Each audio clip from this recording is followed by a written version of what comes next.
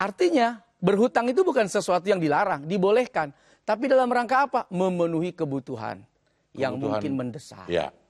Kebutuhan yang mungkin dalam keadaan darurat tidak ada jalan lain kecuali kita berhutang. Ya. Atau kita menjaminkan sesuatu sebagai bentuk tanggung jawab atas hutang yang kita pinjam. Artinya kalau memang tidak bisa bayar, ya terserah.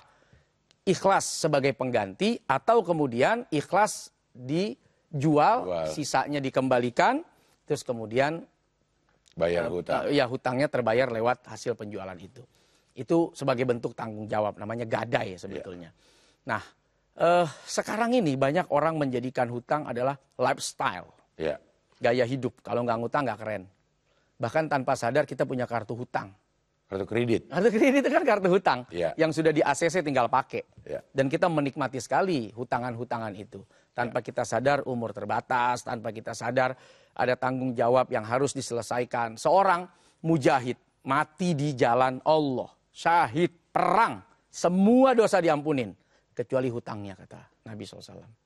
Harus dibayar. Harus dibayar. Dan membayar hutang di akhirat, itu tidak dengan harta, tapi dengan amal. Iya. Kalau ada orang terlilit utang, terus cara mengakhiri masalahnya dengan bunuh diri. Itu mau udah double-double ya Ustaz ya. Utangnya juga nggak lunas. Bunuh dirinya juga nggak boleh. Ya. Orang bunuh diri itu nanti akan disiksa seperti dia membunuh dirinya saat di dunia. Dan Allah akan siapkan. Dalam hadis itu, kalau dia lompat dari gunung, gunungnya akan disiapkan nanti. Dan dia akan disiksa dengan lompatan itu. Sakit pasti. Lompat, sakit, balik lagi, lompat. Terus di neraka itu. Dengan pisau, pisaunya disiapkan. Dengan pedang, pedangnya disiapkan. Dan itu siksa orang yang bunuh diri, dia akan menyiksa dirinya seperti dia membunuh dirinya dengan cara saat di dunia. Kalau gantung diri? Ya dia akan gantung, mati, hidup, mati saja. Nggak ada mati lagi tapi siksa, balik lagi, hancur, balik lagi, tabrakin kereta, keretanya disiapin. Kalau minum obat itu misalnya racun? Ya racunnya disiapin. Sudah dibakar, minum racun lagi sakit banget. Nggak mungkin kalau nggak sakit. Orang mati normal aja sakit, apalagi mati dalam keadaan tidak normal. Pasti menyakitkan. Itu baru dari dosa bunuh dirinya? Ya. Dosa belum bayar hutangnya? Belum bayar hutangnya. Akan dituntut lagi nanti oleh si pemberi hutang. Pemberi hutang. Jadi hutang itu ya dibayar. Dan niat. Saya beberapa kali udah menyampaikan bahwa Allah tahu kita ini manusia punya keterbatasan kemampuan. Dan bisa jadi untuk menutupi keterbatasan itu dengan berhutang. Dalam satu riwayat, orang kalau berhutang, yang dia niat mau bayar, itu Allah akan temani sampai lunas hutangnya. Sebetulnya ini hiburan udah. Hiburan buat kita yang kemudian mencari jalan lain untuk menutupi kebutuhan dengan berhutang.